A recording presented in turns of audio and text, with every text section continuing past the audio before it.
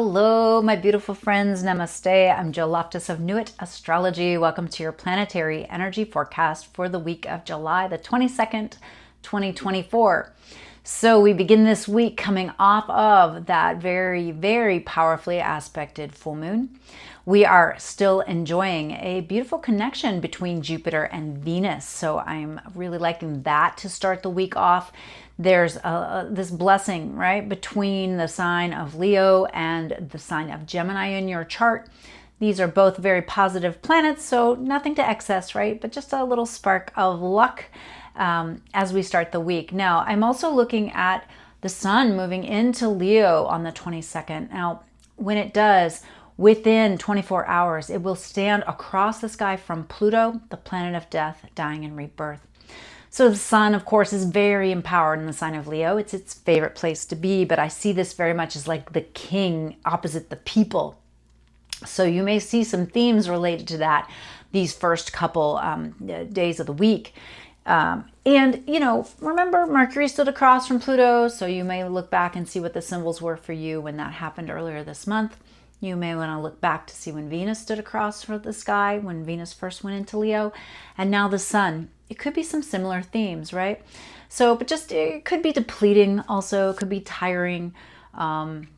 You know, I always say about Leos, being a Leo is a full-time job, right? Being themselves is a full-time job. They need to expend an enormous amount of energy, just like a lion. And then they need time to regroup. And so my Leo friends might need a little extra time to regroup this week.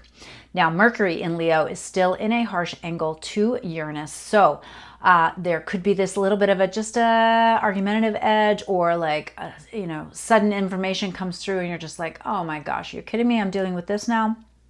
So try to stay positive and watch your mind and your mouth.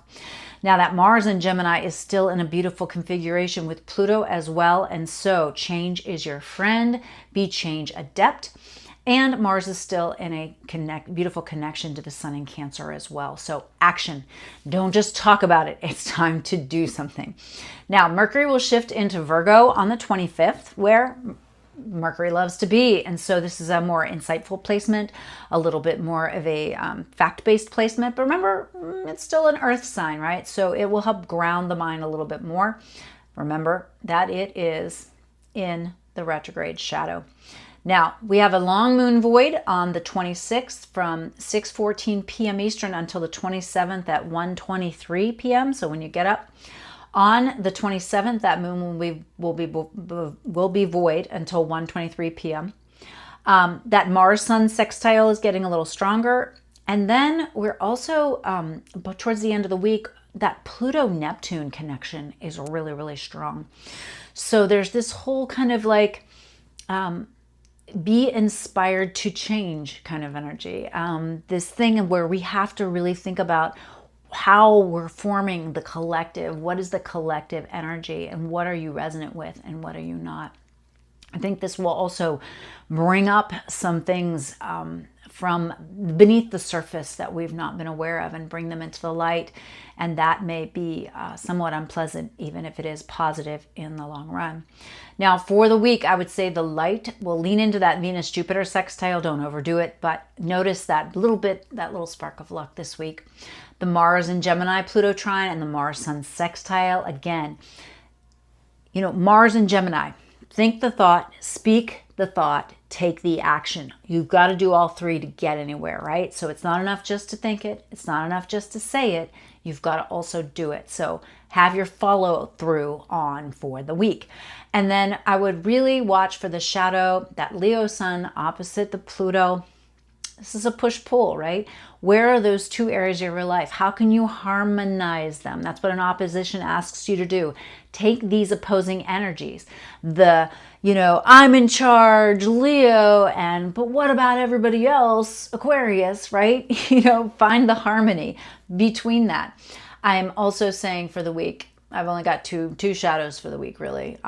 Watch the moon void. Watch the moon void. It's really important to know how those impact you, and so that you can navigate them and use that energy successfully, right? That's the idea behind any of this knowledge, is to use the energy successfully, not to go, you know, pull the covers up over your head and watch, you know, 16 episodes of something, right? Okay. All right, I wish you the most marvelous week. Hop on my website. I've got a new life transformation group starting this fall, so you might want to check that out. I'm doing some retreats as well, have those things coming up, so feel free to email me to get on my retreat email lists. I'm trying not to send out too many emails. And yeah, let's see what the tarot has to say about the week.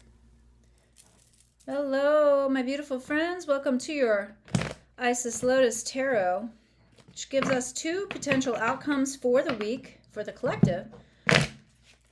We're looking at July 22nd, 2024.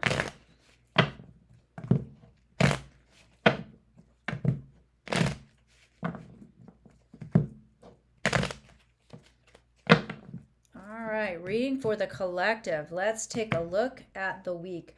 Now, the first card is where we're coming from, the past, and the King of Swords is here. We've had to make a decision.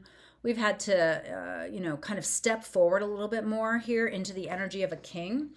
And you, King of Wands, are ready to go, okay? A decision has been made and it is time to go. Now the environment, Knight of Swords, which means, yeah, but make sure you're lining up what you say and what you think with the actions that you wish to take. With all this Gemini energy, right? Get everything in alignment and then take the mental, verbal, and physical action. Now, as these energies come together, here's the Emperor again, and this is interesting. We had the Emperor last week as well. So yeah, you get to create your life. Empower yourself to feel like you get to create your life, okay? Now, key card of the future, the Sun. Leo energy, being embodied, being, bringing forth your gifts, your talents, your abilities, your unique expression of you, bringing that forward in the world. And the modifiers for that, opposite forces in play, 4 of Wands. Well, it could be a desire to have a family, or your family responsibilities are highly influencing you.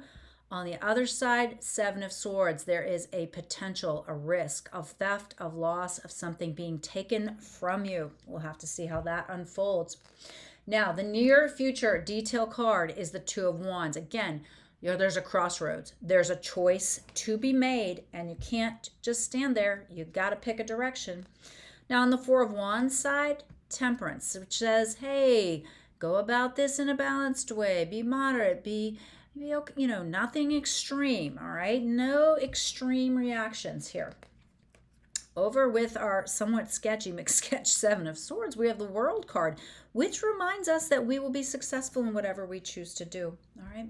Now, on the 4 of Wands side, paired with Temperance, we have the Star, which is a card of healing, of hope, of optimism, of using your intuition. Very, very positive, very, very beneficial.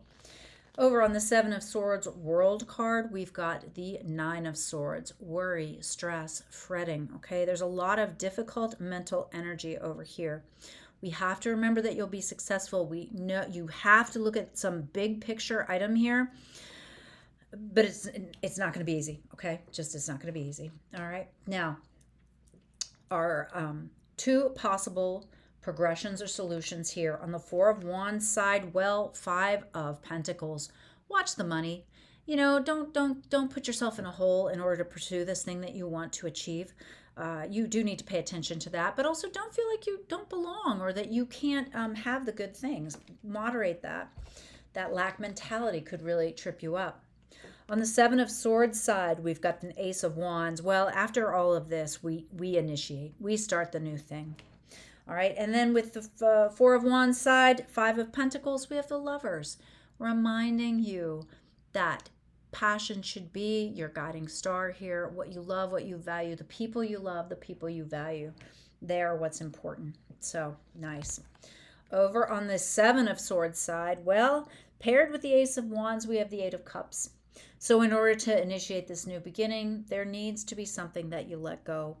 And, you can't take it with you. Whatever it is, you've got to really, really let it go.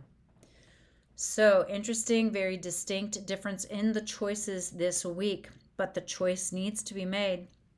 One of them is more focused on family and caretaking and coming together in a new way. The other side is telling you it's time to get moving with something that you have to initiate, even though it's scary and stressful. You have to start the new thing and let go of the old. Well, this very much, I think, lines up with the astrology of the week. I wish you the most marvelous week. I hope you stay grounded, stay balanced, and I will see you next week. Bye.